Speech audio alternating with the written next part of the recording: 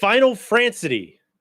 And for those who come after, Azure Adicia. Aujourd'hui sur. Today on.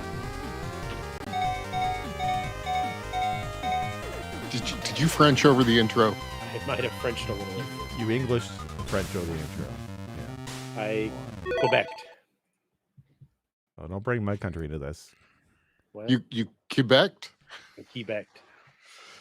Hey everybody, welcome to another episode of Press B to Cancel, the favorite podcast in France, at least for the moment. For a moment. It's probably gone now. It's probably gone now. But it was there for a moment. Listen, if I learned anything living in Europe, it was the attempt was nice, but not necessary. That's if you attempted it, they were fine with you speaking English after that. Because at least in France? Tried. You sure? Yeah. Okay. At least where I was at. I don't know. Germans are. Anyway, for those that couldn't pick it up from the intro, we're talking Clair Obscur Expedition 33. Clair Obscur Expedition 33. So French. Yes. It's so French. A JRPG. Yeah. You guys remember I said let's not get canceled by France? It's just we're too American for them anyways. We're now the favorite of French Canada, so we're good. Yeah. Quebec doesn't like any of us. It's okay. It's fine. Yeah. They didn't watch anyway. So they're just like France. Oh, jeez. There we go. But I'm not France. alone. I'm never alone. Maybe you wish you were. You wish you were alone. I might wish I'm alone. I'm joined by two of my friends and co-hosts of this podcast, the favorite podcast in French Riviera. Chard, how are you today? I'm great. I am so excited to talk about this freaking game. I am obsessed with this game.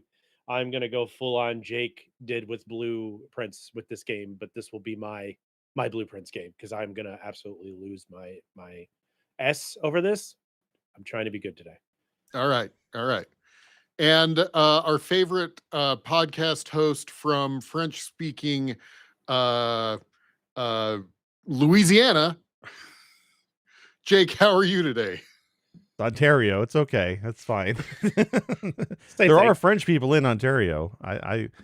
Actually, no, that's not true. I do know some who are from Ontario that are French, but anyway, I don't think they watched. I don't know if they played this game, but they should because, and I put in the description of this video and episode, this is probably one of the best JRPGs of the decade, and I mean that, and not just because Chard said so, but I actually mean that, and I'm looking forward to talking about this a bit more. I mean, we're spoiling the episode already. Yeah, I'm bad at this. This is my first podcast. What can I say?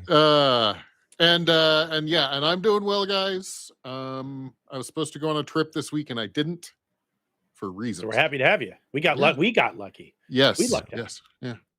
I mean, lucky. Anyway, I am here as active audience. It's a term we use internally. For those that are unaware, we sometimes have episodes where one of us is unfamiliar or multiple of us are unfamiliar with the subject at hand. And I honestly feel like we were talking about how many hours people have in this game, and I feel like I have negative hours in this game. I know it stars Jake Gyllenhaal / what's his name, Pattinson. Robert Pattinson, yeah. Yeah. Vampire guy. Yeah. But for those of us that are unaware of what this game is, Chard, if you were writing a synopsis trying to sell this game, what would you say? I have gone on record, maybe with some of you guys, but I have gone on records that I would go as far as to say that this game right now, with 25 hours into it, is the Chrono Trigger of this generation. It's so good. It's a turn-based JRPG with phenomenal story elements, an absolutely mind-blowing soundtrack, and everything with it, and everything that went into this game to make this game what it is. This is a wake-up call to AAA games out there. Honest to God, without question. So okay, probably a longer synopsis, but No, that's fine. I picked up that it's turn-based. Now, like Chrono Trigger, is it, is it like top-down, or when you're not in battle, is it first person, third person? It is third person. It's a third person behind shot, but at an angle. So most of the time the camera Okay. is shooting kind of down and up, it's kind of the camera's lower, but it's shooting at the back of the characters, and you are Reverse seeing the isometric. yes, when you're seeing the characters in front of you. There is I don't know if it'll be isometric because the screen moves, but there are jumping puzzles in this game. There are some So crazy Super Mario side stuff. RPG. Honestly, I was God. going to say it is Super Mario Yeah. RPG in a good way. I know But because you guys don't way like that better. one. That's Yeah. fine. All the good things about Super Mario RPG were added to this. None of the bad stuff, Okay. except for I some will of the say that jumping. when you said it's a game that gives AAA games a run for their money or make them smarten up, that couldn't be more true, especially lately, right? Because we have talk of Nintendo having bizarre pricing on a few of their games, the $80 Mario Kart, for example. Xbox just announced Yep. that at Christmas time, their games are going to be $80 as well. So we're Yep. talking about an industry right now where the games are being jacked up in price. But here we have, was it Clair Obesity 75 here is $50, which That's is what honestly, don't steal mine. it's a it's a steal. It's a steal at $50 because this is a pretty Really awesome, Look. fantastic game. And like Look, I we're going know to get on canceled by people that are a little extra.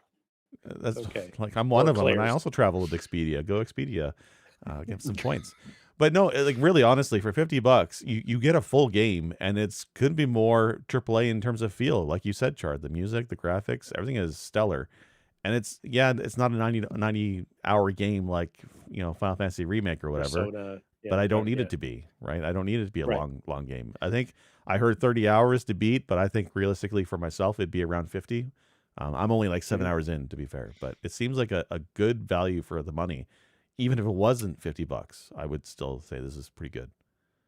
They've announced that this JRPG, this particular one, is one that does not waste your time, which is a lot Yeah. like what Chrono Trigger was, right? Yeah. It is very concise. It gets to the point.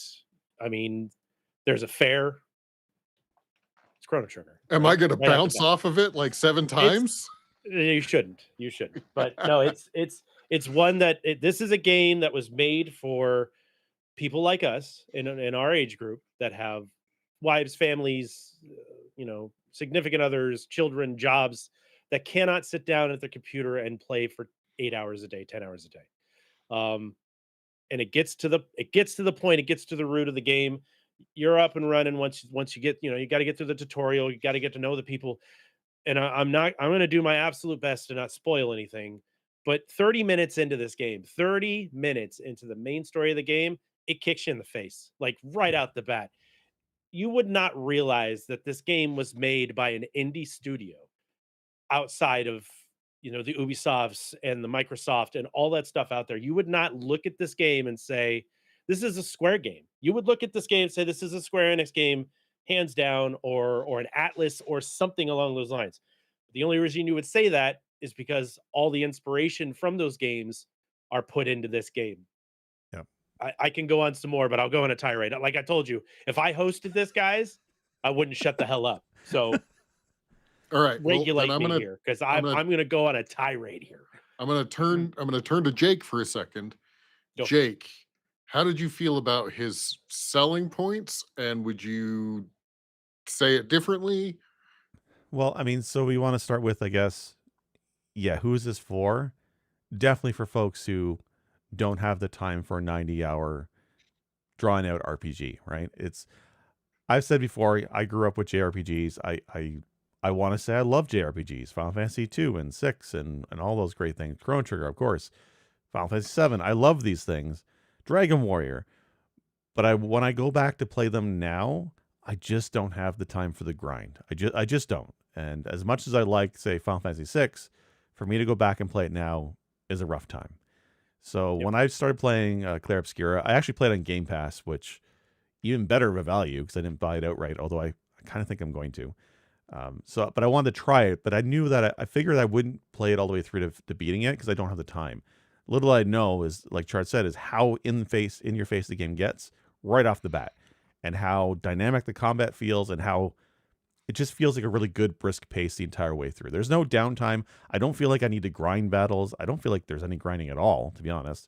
There is side stuff in the game if you want to do it, but you don't have to. Mm. Nothing feels like it's wasting my time. Is like you said, Chart, is a great way to describe it. This game, everything there makes sense. It matters, is relevant.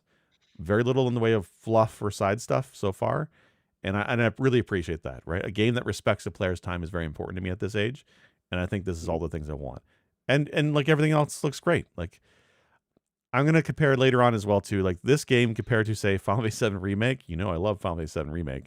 In terms of like how drawn out that game was for no damn reason, this is the exact opposite. This is what I wanted Final Fantasy 7 Remake to be.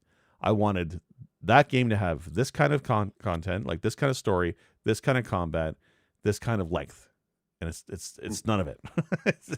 This is so much better than Final Fantasy 7 Remake. I love this game. Nice. Okay, describe the combat. I know you said turn-based. Are we talking single player? Are we talking a party? Are we talking like magic system? Are we talking, I assume that there's being turn-based. I assume that there's a block option. I mean, tell me about this. Jake, how about I start, Chart, and then you flesh it out because you probably know a little bit more of the event stuff. So yep, you go for it. Yep. Absolutely turn-based RPG. But when we say it's like Mario RPG, all of the good reasons anyway, it could be more true in terms of that the combat has the brief quick time events to get extra damage. So, and it's different for every attack or every skill rather. So there's one, her name is Lune, whatever. She's basically the mage. Think of her as mage. So when she does a spell, a thunder spell, when you cast it, you have 2 prompts to hit the A button at the right time. And if you line up the prompt with the right time and hit it by perfect, you do a whole bunch more damage. It's optional, but it definitely makes a difference. It's also dynamic in that you have 3 ways to dodge attacks. There's a straight up dodge. You hit B button and you, with the right timing, you dodge out of the way. There's a better parry. The timing window is shorter, but if you can pull it off and parry every step of the opponent's attack, you do a massive counterattack, which does a crap ton of damage. It's really worth doing. And then there's a third one, which I found last night, is a jump. You can actually jump in combat. So certain attacks, and they're flagged this way in combat, you get a prompt. If you jump, and then you can counterattack. So there's 3 ways to dodge the enemy attacks, and you also have to be on top of doing the prompts when you do your skills. Very dynamic feel. It's a lot going on in terms of the dodging and attacking, and I wasn't quite expecting it. And the windows there are interesting. On top of that, you definitely have skills. You have quite a number of skills you can unlock for each character. Each character you recruit into your party of 3 has their own unique skills.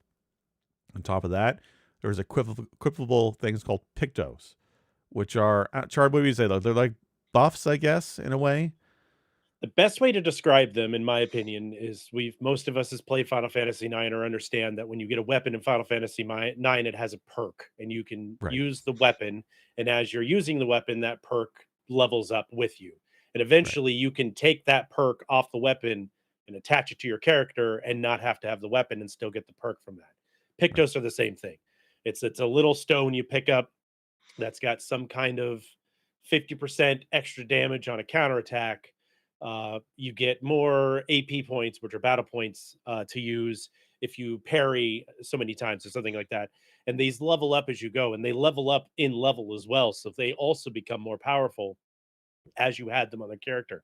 But then you can use luminins, which are points you find around the world. That's basically stat money that you pay into your character, and then they can use that to hold for, some things cost 20 lumens, some things cost 2.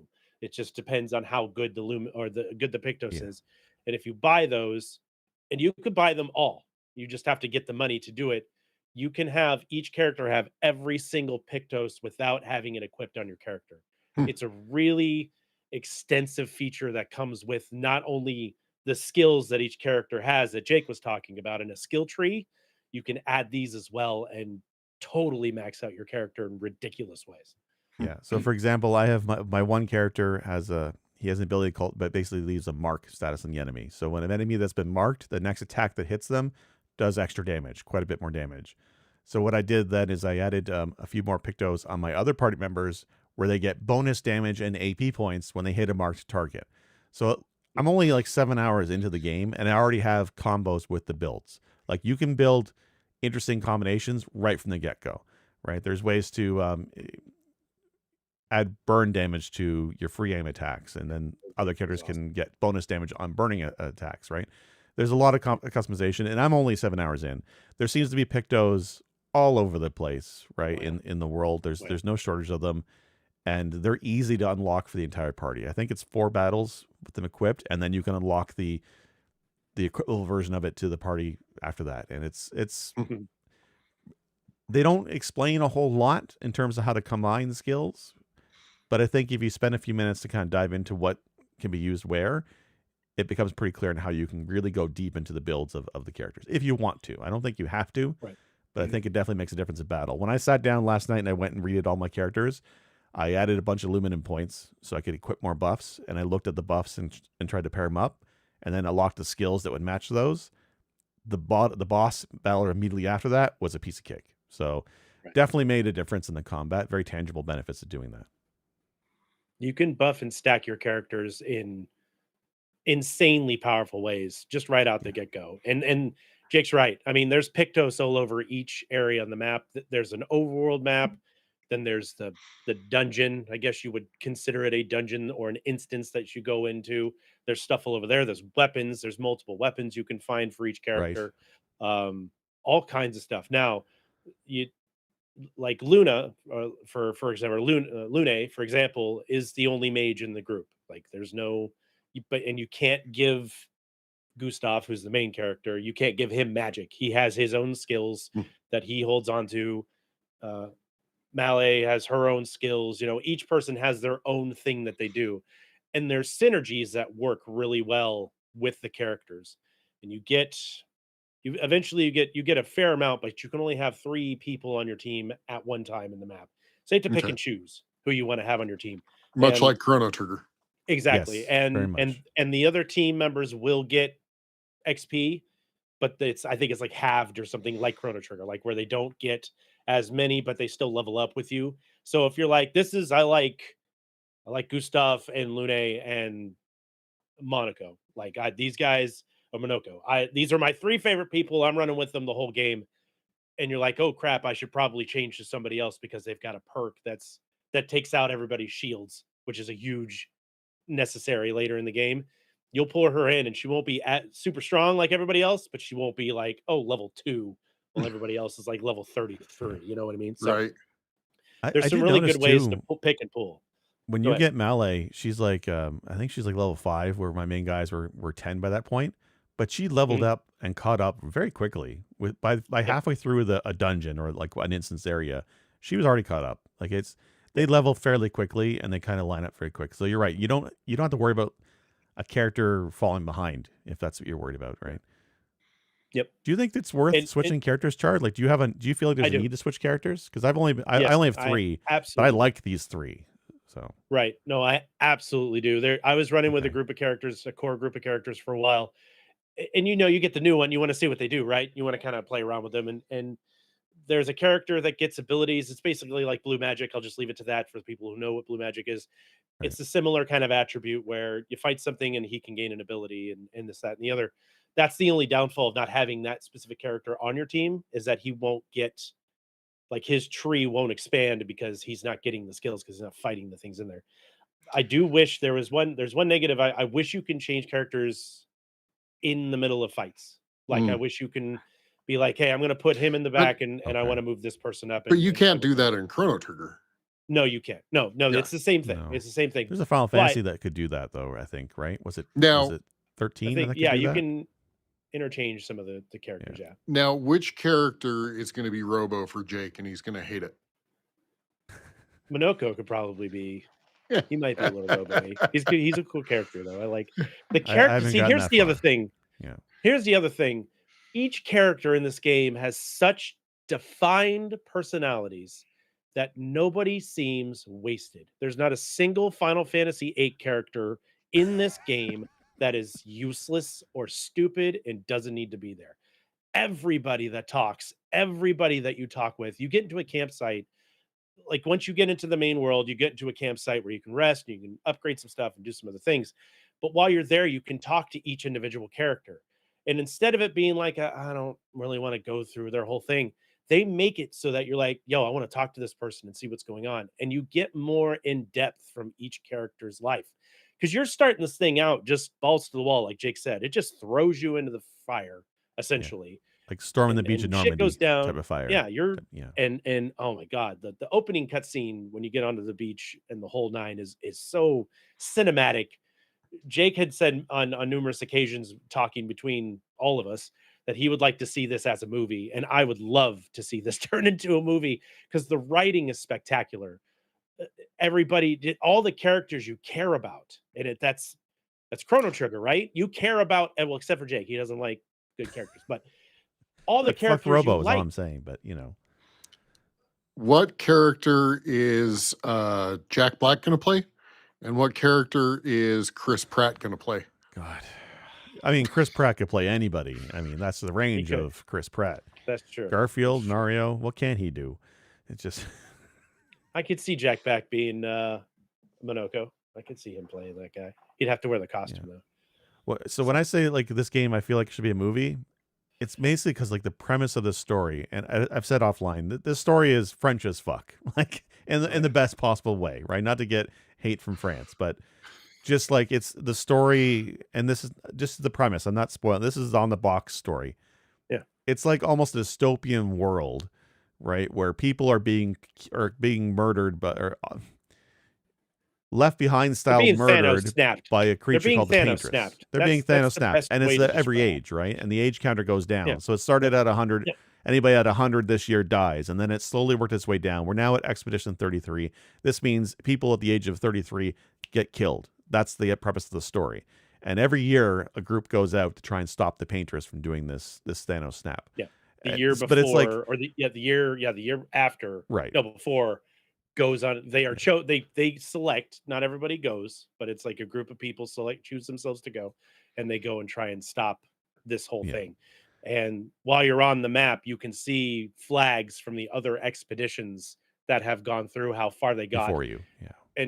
And Gustav, one of his lines is, for those who come after, which is what I used at the beginning of the thing.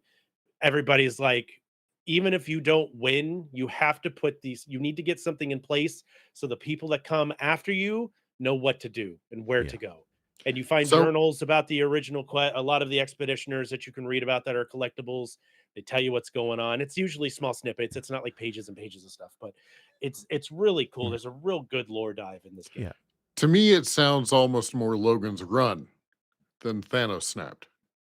Kind of, but the age goes down every year, right? And that's the thing. Right. So like you have this dystopian world, right? You have an evil villain killing people en masse, and you're trying to figure out a society that's had learned to adapt to the idea that the people above the certain age die every year, right? So you have orphans as a thing, right? People adopting kids that are orphaned is a thing.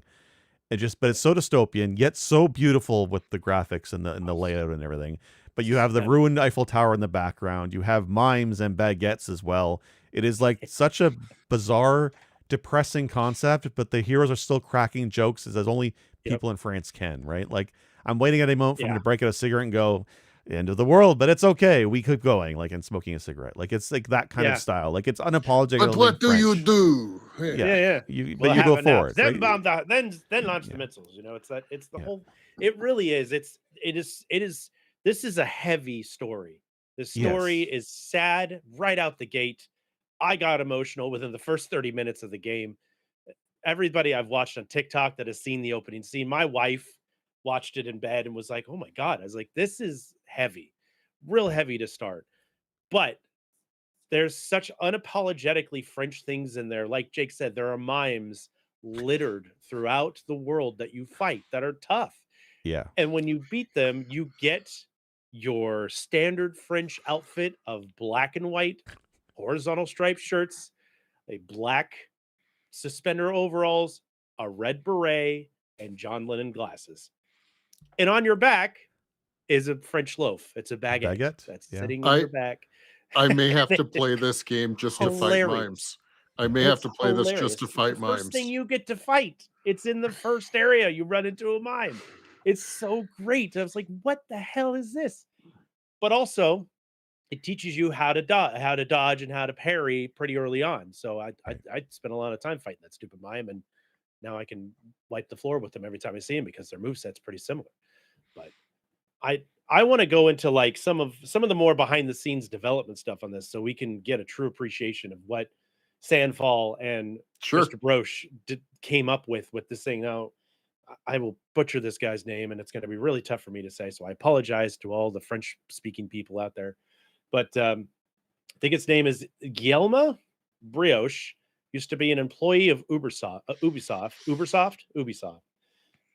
He was bored at Ubisoft. He got bored working there. Basically, is how it came to be. And he thought to himself, you know what? I want to create a game just like my favorite franchise, Final Fantasy, a turn-based JRPG with great story. I easily identify like characters you can get comfortable with, all this other stuff. Persona, all these other games. So he goes out, he finds writers on Reddit to help write his story. Reddit. He didn't hire some writer from some place. He fucking looked on Reddit and got people to write his story for him. He found the guy that did the music, which BT Dubs soundtrack of the year It's huge. easily. Like 8 It's hours worth. amazing. It's 8 good. hours of music from a dude on SoundCloud hired him to write music for his game. Mind you, not one of these people have ever done any of this for a video game before. Never. This is all new territory for him. There's about 30 plus programmers that were all junior programmers that and some of them had never made a game in their lives before. And you put this thing together and you hire Charlie Cox, who is famous for his portrayal of Daredevil in the now Disney Daredevil series, Andy Serkis, who is Right. famous for numerous roles, including Gollum from Lord of the Rings, as well as what's his Claw from Age of Yeah. Ultron. Yeah. Yeah. And of course, voice actor darling Ben Starr from Final Fantasy 16, the main character of Final Fantasy 16. He was thrown into this mix as well, as including I can't remember her name, but the person that played Shadowheart from BG3, Baldur's Gate 3. Mm. She plays I think Mael. She's on there. There's a ton of like big name Yeah. voice actors that they got to come in and do this thing, all because the dude was bored, and he's created a masterpiece from this game. This game has one of the highest download ratings on the PlayStation Store. It is, I'm being told, you can quote me if I'm wrong on this, but I'm being said it's getting one of the highest Metacritic scores that's to date for a game in an indie studio. All from Sandfall, from a man who was tired of working at Ubisoft and wanted to create his own RPG. So is I- we- this his first property? Yes, this is Okay. the first game ever created by this man and his company Sandfall. Right. And I can't remember the other company that's part of it. It's one word, but it's not a big deal. But I mean, he pulls a lot of really cool tidbits. I mean, you got the kind of the persona fighting a little bit, right? But you have some soulsy type stuff in the fighting itself with the dodging mechanics and the parrying mechanics. It's honestly it's very Sekiro, the way the timing is set up. So it adds a whole new level of my kind of difficulty that I really enjoy into the game. But the fact that this is a bunch of, I don't want to be mean about it, but it's a bunch of nobodies that this guy found on the internet and said, "Hey, I'm making a game. You want to join me and do this? By the way, we're going to get a A-list voice acting crew to come and portray these characters. And god damn if the voice acting does not nail every single character.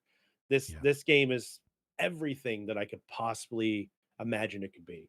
There's going to be JRPGs now coming out. So now we're going to have CRPGs, JRPGs, and JRPGs because you're not going to beat out this wonderfully French RPG. Yeah. It's not For gonna all the happen. weebs out there, right?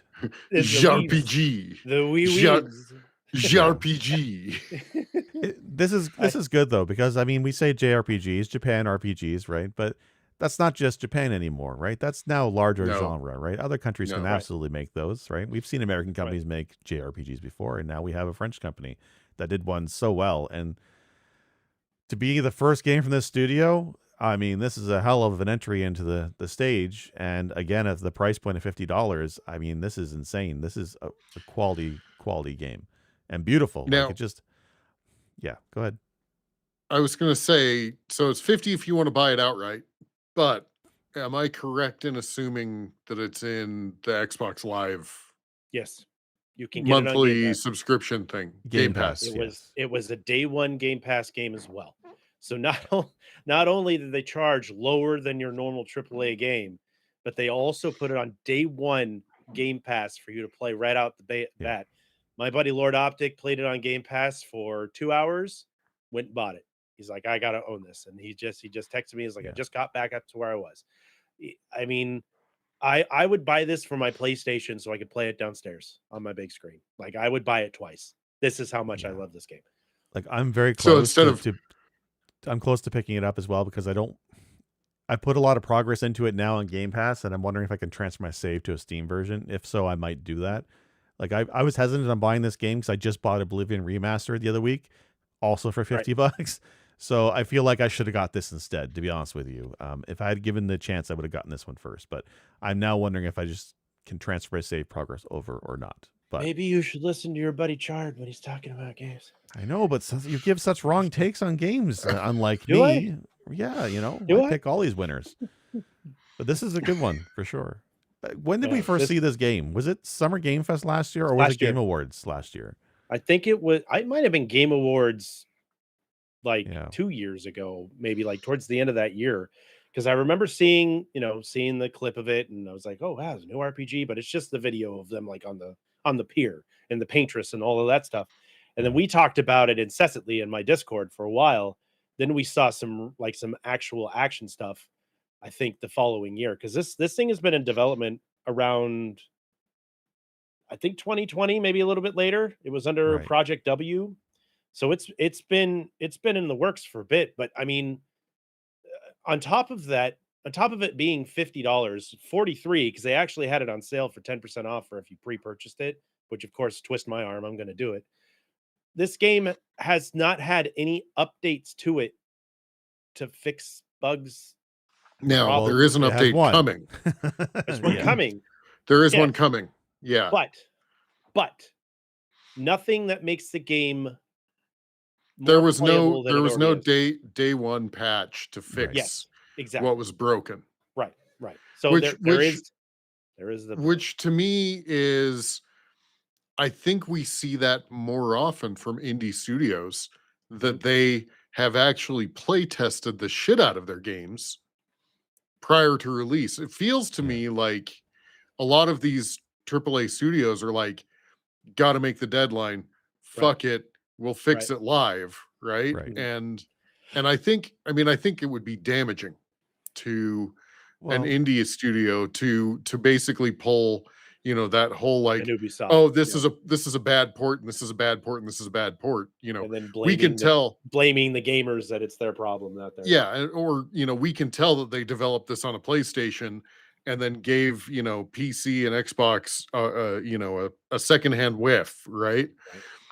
I think it's also a So money thing, yeah. right? Because the idea is to do an update to your game, you have to pass cert with the console manufacturer, Xbox and PlayStation. I don't know what that process is like nowadays, but I think to do that costs money. And for a studio like Square or Ubisoft, that's peanuts. But for a smaller studio, like I think these guys are probably a AA size studio, it probably hits their pocketbook. So they have to be very deliberate with their updates, and like you said, make sure they're really pushing out a solid product from the get go.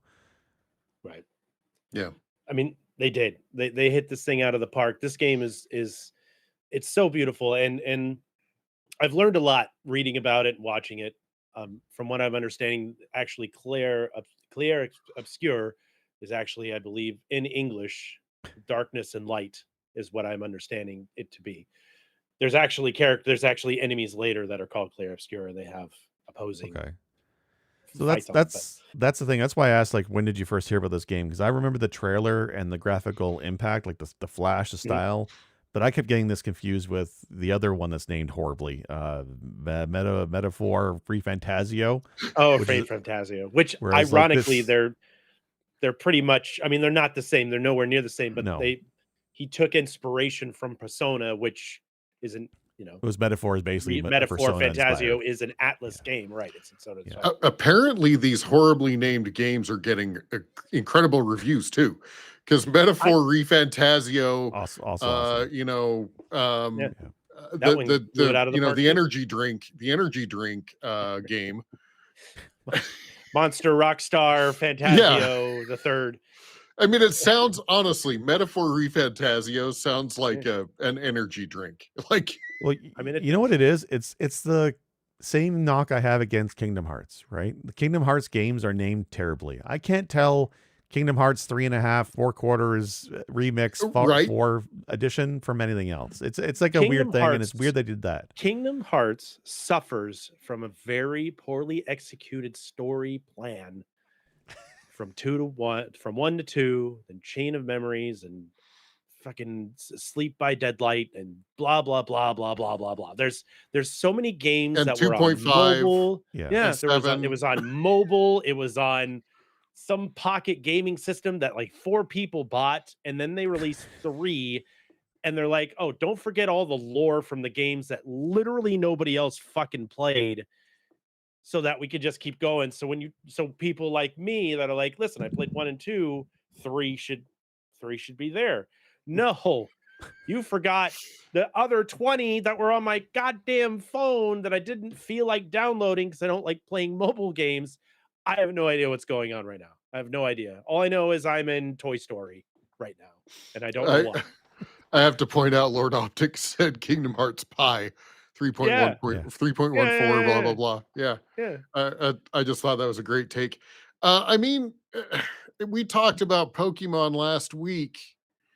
Talk about naming poorly again. Like, right. Where is Ruby and Gold and Yellow and whatever? Like, where do I play these games? What fucking order do I play these in? Yeah, I think there was a joke going around that said, "Don't worry, you don't have to play Expeditions, Clair Obscur Expedition 1 through 32 to get the story." I don't want spoilers. And I'm not anywhere near where you are in the game. But I do wonder, like, is this a game franchise now, or is this a one and done? Like, is this a game they could do a sequel to, or is it just like you save the world and then you move on to something brand new, but maybe in a similar engine, but a different story? I pray that they make some kind of way to expand this universe in some way, shape, or form, or even, I mean, because they say that everything is very French. It's very French. It's in France, assumedly. There's the Eiffel Tower. There's other icons that are all over. I think you stand outside the Arc de Triomphe in certain spots. There are historical locations throughout the map that are not in places you would think. You're just like, oh, it's the Arc. Oh, it's the Notre Dame. Like, it's just, these things just pop up, right? And it's more background. It's not like somebody's hiding in there and you're like, hey, there's a spoiler there. It's just they're there. So could it be a Clair in Prague? Could this fracture, because that's what they call it, the fracture, could it be a European fracture? Could it be the entire world? What could we do with this? And I have not completed the game yet, so I can't tell you how it ends or what the story goes. I have some theories that I've cooked up in my own head because I'm avoiding spoilers like the plague right now. But I don't care. Put this team on anything else. This team could write a story in a video game about a man making a sandwich for 35 hours, and I will play every last goddamn minute of it because I want to know this. I want to know the lore behind the tomatoes and why the cheese is the way it is. Because they would make it that fucking interesting. Absolutely.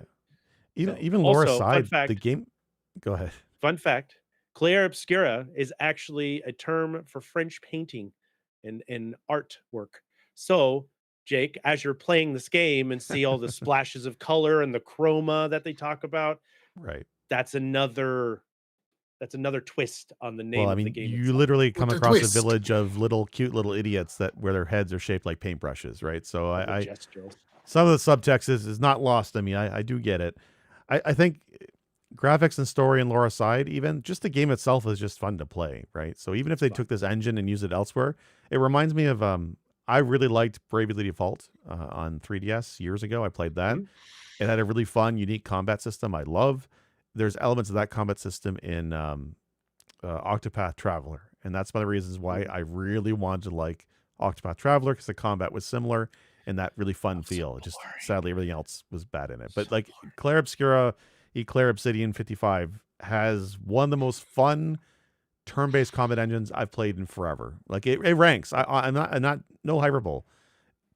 Top 10 combat systems in RPG, this is up there. Like it's up there with Mario Easily. RPG and Chrono Trigger and FF6. Like it really is a well-designed combat engine, and I love it. So I could see this in other genres, and I would still dig it. Yeah. And there's a lot of really cool character, like enemy differentiation throughout each world, right? Now you'll get like 5 or 6 of them that kind of, lumber around the area you're at, but when you go into the next dungeon or instance or next area, it's like a whole new set of enemies and things. It's nothing reskinned, nothing. It's the same thing, but it's pink, so it's harder. It's there's differences throughout the area. There's a couple, like I said, there's enemies out there that are named Clair and Obscura that are obviously polar opposite colors of one another, Yeah. but you don't see them anywhere else except for this area as you're trudging through. The areas are so well thought out, and they're fun to explore. There's the other gripes that I have that you were talking about. You might have a few gripes. There's like 2 gripes for me in this game, and one of them is the inability to switch out characters in the middle of fighting, which doesn't happen everywhere. So that's not a huge, it's not a deal breaker for me. But there's no mini map. There's no Yeah. map or HUD for you to kind of when you're exploring. The areas aren't huge. They're big. They look very, you know, kind of the word I'm thinking of is eluding me right now, but they're not. You don't get lost very easy, but you can find yourself running in circles a bit more often than you'd like. You're like, did I go left here? Shit, I Hmm. don't know. And if you go exploring as you should in an RPG, you find treasure chests that are locked with certain cool combination things that you have to unlock. You get cool weapons, you get Pictos, you get uh, more items that are a permanent fixture to your character that you can reset every time you rest, which is another kind of a Soulsborne thing. Every time you hit a flag and you rest, you get all your stuff back, but it does respawn the enemies. But as Jake had alluded to earlier today, there's no real need to grind. Hmm. Like I have yet to discover a reason to grind. And because the parry and the dodge system are in place there, it's almost unnecessary. Because if you get good enough at parrying and dodging, you could be level 1 throughout the rest of the game. And if your timing is on point, you don't take any damage when you parry whatsoever. So people have been talking about a lot of this on TikTok. Is I really want to see. I'm interested in seeing a no hit parry run for Clair Obscura. I think that would be really cool Right. to see. Like that'll be the next challenge that we hear about for this game. Somebody did a no hit complete parry run, parried every single monster, every single creature, every boss out there. Um, So that's really it. I can't think of anything else about this game that I would fix, and even those 2 don't make me wanna put my controller down. Or have I ever gone, "Oh, I wish I had a map." Like, I so don't care. I will say for that, the map thing, I'm with you on the map. Totally. I got lost a few times. There is a neat level design feature or trick what they do where the path that leads further into the zone is lit by lights of some kind, whether it's light bulbs, fires, lampposts, fireflies, whatever. So that's how you know there's one way to go that direction. All this Mhm. optional side stuff is usually in a dark corridor or a darkened area, which is kind of neat. Right. But even with that, I still found myself going in laps. I would just like a basic mini map. You're absolutely right. It is worth exploring the side paths because you do get mid bosses that way. And you're right, they give Mhm. you some awesome stuff. I don't think you need to do everything. I think this is a game I wouldn't 100%. But as I was just casually going through the maps, and you're right, they're not huge. I think again, it feels like Chrono Trigger in terms of scope and size, right? In terms of the maps, right? You Right. can see the main path. There's a couple secrets and hidden stuff around, but you're not. It's not open world by any stretch, and that's totally fine. Yep. With the combat, I have 2 gripes. One with the parry window. I'm playing on story mode. I looked it up.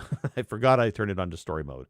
I found on normal difficulty the window to parry was way too tight. Maybe it's because I'm streaming it from my desktop to the Steam Deck. That could be a thing. Mm. And there's There latency is a there. latency I've noticed from playing from my PC and then streaming it to the Steam Deck. there are Okay. things that I normally don't get hit by, and I was getting tossed by, and I was like, "What the Okay. hell?" So there has to be some kind of latency with that. So Which one? I Well, I noticed mean, all there that. there would be at the network level, there's going to be at least a millisecond, and if you're Right. on Yeah. wireless, which is Steam Deck, you're probably talking 2 to 4, Yeah. and Yeah. that generally I will feel like a actually equate. badass in my office, and I Yeah, definitely don't when I play on my Steam Deck. that'll equate to probably 1 frame, Yeah. right? I Mhm. mean, Yeah. so yeah. And it is very noticeable when I'm playing, but when I switch it to easy difficulty, the parry window is fine, and for the most part, I am nailing the parries when I want to. When I'm familiar with the patterns of the attacks, it's been Mhm. okay. But it's important because you really want to dodge, or sorry, parry, because when you parry, again, like Chart said, no damage. Huge You reward. also gain an action point, which is how you use skills, and you also, if you perfect parry the attack, you get a counterattack, which is crippling. It's Right. you're meant to parry most things in this game to give yourself an easier time because items are very limited. At least they are right now for me. You only have a handful of healing abilities, and like Chart said, you can recover it at the flag poles, but then it resets everything, right? So Right.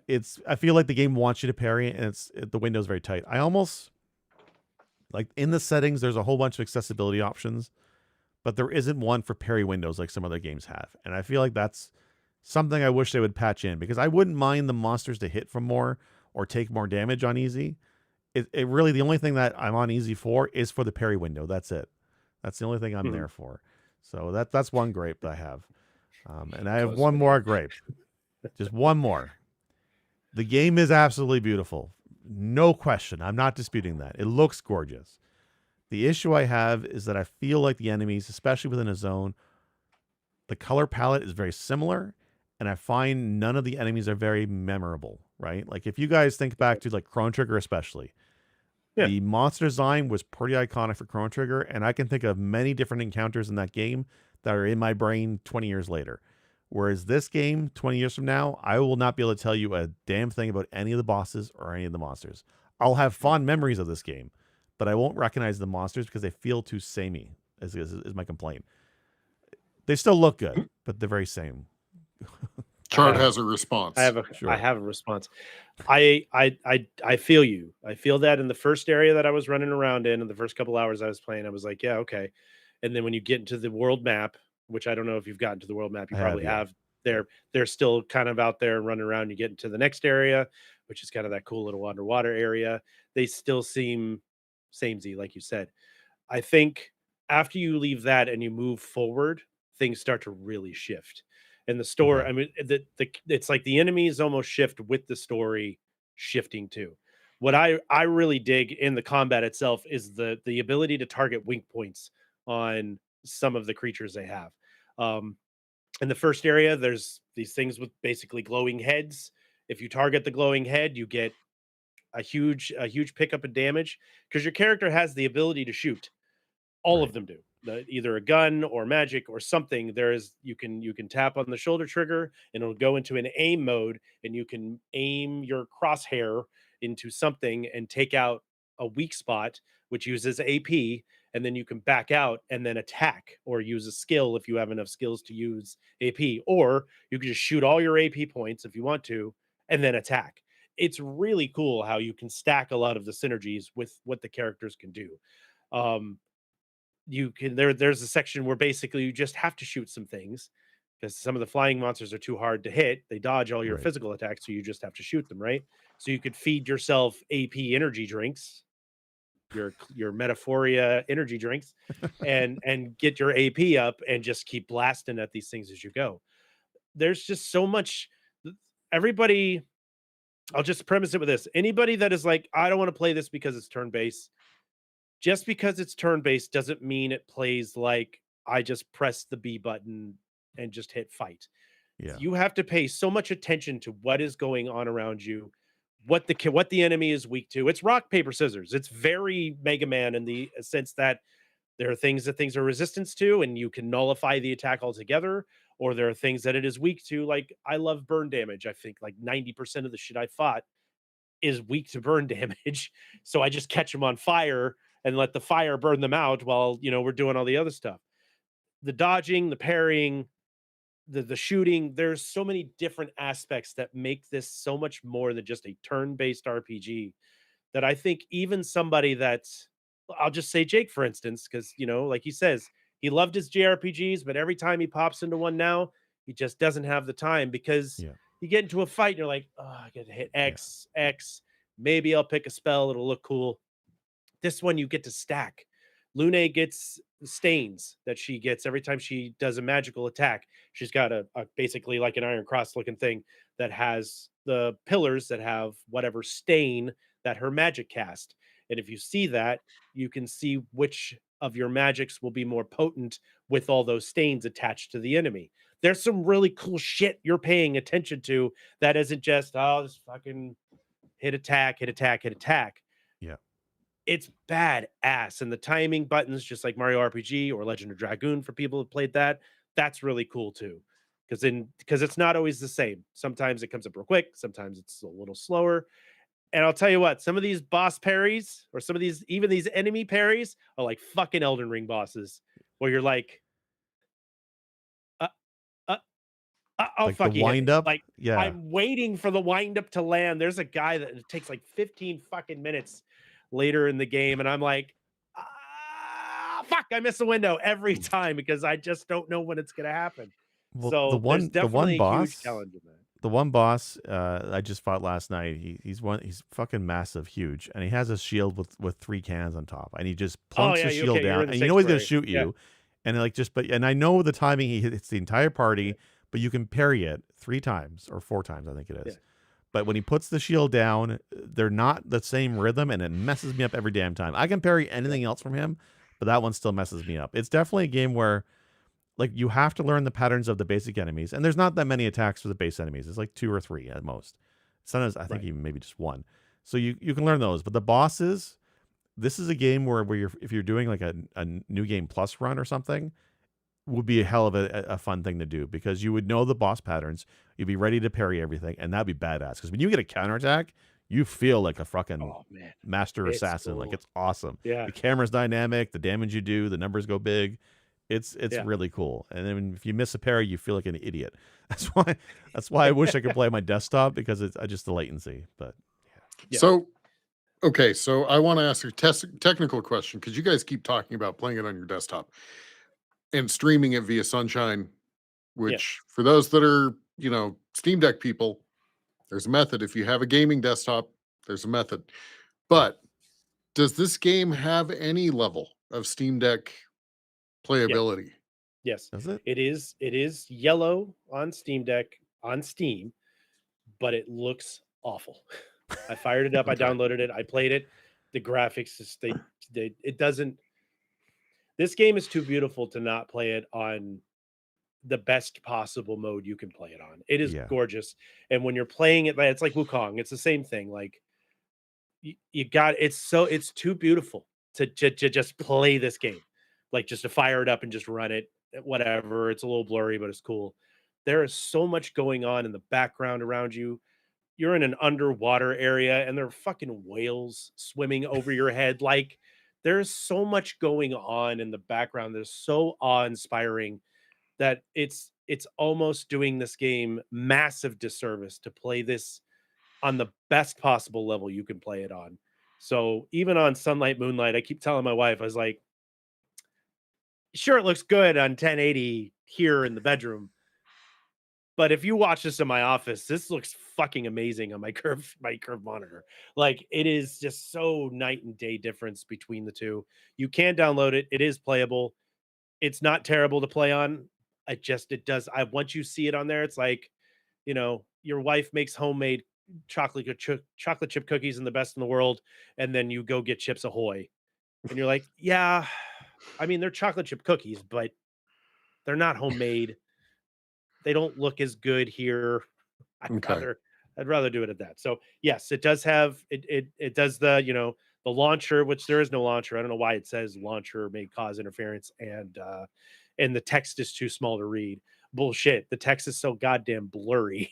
Yes, Mm, because you can't run it at high res like you can everywhere else. So Yeah. gotcha. I'd hate to see this game on the Steam Deck at 20 FPS and try and manage those parries. I just don't see it. I didn't even try to install my Steam Deck, not when streaming works good enough, right? Right. But I did try this on because I currently have Game Pass Ultimate, so I have cloud streaming. I think did I try streaming on this one? I might not have, but if it has cloud streaming, I think that would be fine. Like it's totally playable even with the latency. But yeah, I wouldn't try and play this on a Steam Deck or something similar. I'm sure it's fine on console for those who play this on PlayStation. I'm sure Oh it yeah. looks and plays great there too. Oh yeah. Oh yeah. I playing it through Moonlight Sunlight on my Steam Deck downstairs, like not on a big screen, just on the Steam Deck, plays fucking great and Yeah. looks just as good. It's when I put it on the big screen and blow it up a little bit, it's a little grainy, just a touch, a little smeared. Yeah. Doesn't look as it doesn't have the definition that it has here in the PC. Nice. Well, gentlemen, we're coming up on an hour. So, and we likely have some long ones coming in the future. Probably. So, do we want to keep going, or should we kind of call this, put this together? We can wrap it. I'll end it with this again. If you have any inkling of any desire to try this game, get Game Pass for $1 for 2 weeks. Fire it up. Don't let the turn-based thing scare you off. If anything, most of the people that watch or listen or talk to us, for the most part, all have wanted Final Fantasy to create an old school turn-based Final Fantasy 9, Final Fantasy 7, not the remake, like the original, like a turn-based RPG that has a great story with memorable characters and depth to it that just keeps getting deeper. There's mystery in this game. There's some really fun, stupid, humorous things that happen between the characters. And it's super heavy. It is such a heavy topic for what it is. But goddamn, does it not carry well? It's written super good. Go find, I think his name is Larian something or other on Spotify. Listen to the Expedition 33 soundtrack. If it does not draw a tear out of your eye, you have no soul, because it is one of the most beautiful things I have ever written. You can find it on TikTok under every corner. As soon as you get on Clair Talk, it's fucking everywhere. So Oh, you're in deep now. I mean, it's when you have a hashtag, I'm you know you're so screwed, deep. Jared. Yeah, it's big time. Yeah. Do not let turn-based scare you off, or JRPG, even the word JRPG scare you off. This is like a motion picture that you get to fucking play through with phenomenal voice acting. Like I said, badass characters, lore to the bones. There's so much lore in this game, and they do such a great job. It's not written in the descriptions of the fucking weapons or armor. It's right there in the journals that you find throughout the world and in the discussion with the characters, to the point where you can choose to either not speak to the characters, or you want to speak to the characters like I do. And if you do that, sometimes you get bonuses from doing that. Just give it a try, and don't play 4 hours. Give it a good run. I don't mean finish it, but really give it a good run. I know a lot of people that have said they've bounced off of it after 2 hours or so. That's not enough time to understand the depth and magnitude of this game. I'm an RPG guy. Everybody knows that. This is what I've been waiting to come out for fucking years. This is what I want Final Fantasy 16 to be. So try this. Just try it. Once you have 3 characters in your party, that's when you realize, like, oh, this is pretty deep, right? In terms of everybody's unique, all the pictos, all the customization. The combat system really is that fun. And as somebody who tried Sea of Stars, and I bounced hard off that game, when everything in that game on paper is something I should have loved, but there's just too many waste of time battles, I guess I'll say it, for Sea of Stars. There's none of that in this game. Absolutely none of that. It does not feel like a grind fest at all. When I take a side path and there's a mini boss, I want to fight it because it's fun. The combat is very engaging, right? It's more engaging than Sea of Stars. It is more engaging than Mario RPG. There's a lot going on, and it really does feel like to me in the same vein as combat from Bravely Default, where it's very just active and dynamic combat. But it has that, you can see the encounters on the screen like Chrono Trigger. It has the tight areas that are very well designed like Chrono Trigger. It has a very impactful story that definitely hangs with Final Fantasy VI. Like, it has everything that I want in a JRPG, and it doesn't waste my time. Like, this is something that is very special. enough that, like I said, I'm playing on Game Pass, and I think I might just pick it up on Steam just so I don't have to rush my free month of Game Pass to finish it, or at least have my save, because I think there is New Game Plus if I'm not wrong in this. There But is. but the other thing is There's just, optional dungeons that you can do. There's is like a there? whole act. Yeah. There's like a final act cleanup where you can go and do a bunch of extra stuff if you choose to do so. You don't Right. have to. You don't have But all to. that stuff is out there for somebody that's like me, that's like, I don't want this to end. I'm loving this game so much. I don't want it to. I told my wife, it's like, I might start this over. I haven't beaten it yet because I'm having so much fun. I don't want it to stop. This is a Right. game I would like to be 200 hours because it's been so good. But The other thing I wanted to say real quick is that I think there's a deluxe version for $60 on Steam. I think I saw where you get a couple cosmetics, which don't really matter. But for a Just double A studio of this size, like it's not AAA, it's not quite indie, it's kind of like smack dab in the middle. But when somebody makes a game of this level of quality and story and graphics and just music and just everything and just fun for $50, vote with your wallet.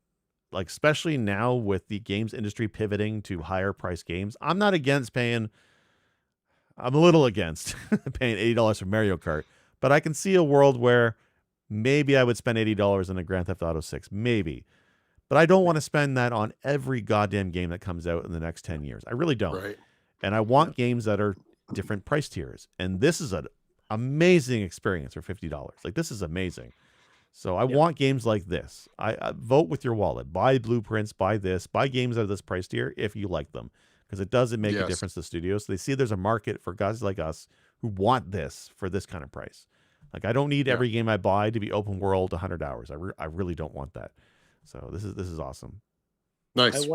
I want Sandfall to be what Larian Studios was for Baldur's Gate 3 this year in the Game Awards. That's what I want. I want so much recognition to go to Sandfall for what they've created with no IP. I mean, this is their IP. This is their baby. They made this. Now, Baldur's Gate, they had stuff to work on, but Baldur's Gate absolutely deserved of all the Game awards that it won. But I feel like this needs to be the game of the year to win. I can't think of a single. And Elden Ring Night Rain hasn't even come out yet, which I don't think will even come close to anything like this. We're gonna This have a game is my game of the year.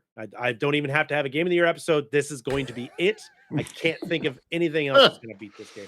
All right, you heard it here. You heard it here first, folks. Yeah. So if December comes around, you can all Yeah. call me out as a fucking liar because I cannot imagine anything being better than this year. I can't imagine. There's been a lot of great games this year, and like, if for anybody who's maybe jumped off of Game Pass last year, I know I did. I don't pay for it all the time. I only pay for when there's games on there that I want to play. And this month alone, you can play South of Midnight, which is fun. Blueprints is on there. You know I love Blueprints. This is on there. Call of Duty, the new Doom, which came out today, or sorry, got announced today. Today? Sorry, got reviews today. It comes out next week. I was going to say May 15th. It comes out next. All Thursday. on Game Pass for whatever the price is for Game Pass is insane. If you're somebody like me who plays games and bounces very easily, it's you couldn't be more happy right now than to play all these games. So it's really interesting time for games. Game of the year will be very fun this year. There's more stuff this year than I expected. I thought last year was good and the year before that was even greater. But man, it's gonna be tough this year. Right? But there's just so much. If there's two things that Jake is always certain that the next year will never be better. Yeah, and it always is. And every game he plays is game of the year. Sorry. Every game he finishes is game of the year. I don't know. But every game he plays could be game of the year. Yeah, could be. Every game is both game of the year and also hot trash. That's kind of my two thing. And there's stuff in this game that's hot trash, mostly the parry window. But I think it's definitely going to be somebody's game of the year. Yeah, the duality of me. All right. All right. Well, I think we're probably at a place we can call this one done and dusted. It sounds like I need to try this game. For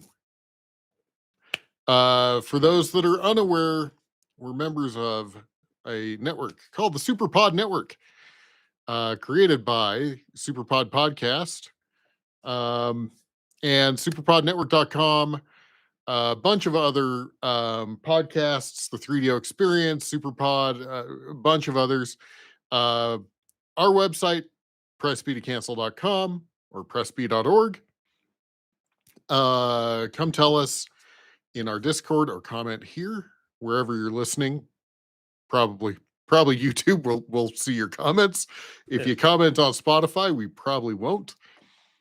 But shit, you can comment there. I don't fucking know. That's probably why we can't see it. I don't fucking know.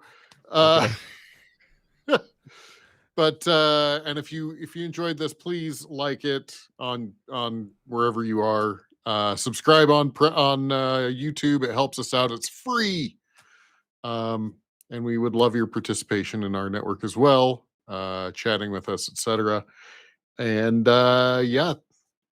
Anything else, gentlemen? Go fucking play this game. I'm Okay. playing it when we're done with this. Like, I'm All right. done. Let's go fucking let's go explore. Let's go expedition. All right. Clarinet, oboe expedition 45. Exactly. All right, gentlemen.